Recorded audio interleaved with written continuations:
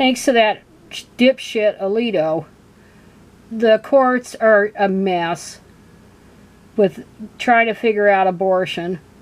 You got some that are upholding restrictive statutes and some that aren't. And the other day, I thought I'd note this here on the videos, that South Carolina said that abortion's protected under the state constitution.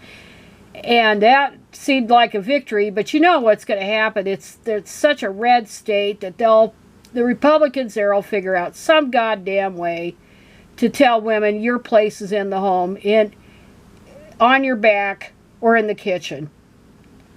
And they're going to try to force them back in. You know, any way they can. It ain't going to change. Nothing's going to change. And then, so they said it was protected under the state constitution. So they struck down the state's 6-week abortion ban. Now, you remember, this was supposed to be fetal heartbeat, and actually that's not scientific at all. There is no heartbeat at 6 weeks. But, you know, it's just another way to chip at women's rights. And anybody that supports outlawing abortion hates women. And even if it's women, because women are notorious for selling other women down the river, because they think they're protected under marriage and the traditional family, which doesn't do any such thing. But anyhow, so there was that. And then, and I wanted to say, what was out of it? Oh, about the FDA. Let's see, FDA, abortion, yeah. I don't want to forget that. I don't even want to forget that. And it says here, Walgreens, this is from the other day, but they said they will sell abortion pills after FDA rule change. So what is gonna happen? You know, when they keep trying to restrict abortion, and it's easier and easier for women to bypass it. There's not going to be enough anti-abortion nutters to protest every woman's residence in the United States who gets it. But anyway, they said they intend to sell the abortion drug mifepristone, or RU486. I don't know why they don't just use the original name for it. After the FDA reversed a rule that had prevented retail pharmacies from dispensing the medication. Gosh, you know, it's getting better for women that way, that they could do all this stuff. Like a lot of places they could get birth control pills over the counter and all this.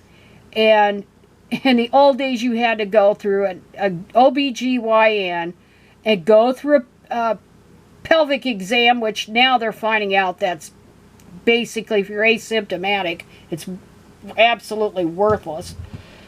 But it was a precondition to get the birth control pills. And now a lot of places you can get, and at least in Oregon here, you can get them you can get them not over the counter, but you can get them through a pharmacist.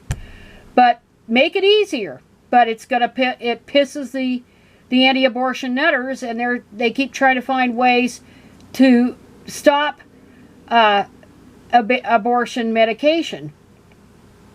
And they're trying to stop it through the mails. They can't do anything. They really can't. They think they won the battle here with Dobbs, but they lost the war a long time ago, and they never had control of the war. They never did have it. And then I do want to say that Idaho, of course, Idaho being Idaho, is upholding all the abortion laws challenged in the Planned Parenthood cases. And of course, as I mentioned, places like Ontario, Oregon, and Pullman, Washington, and stuff like that, they're right by the borders. They're right there. There's Pullman up in the north, and there's Ontario there in the south, and they're right on the border. And if women in Idaho need to get abortion or any kind of health care like that along the lines, they just go over the state line.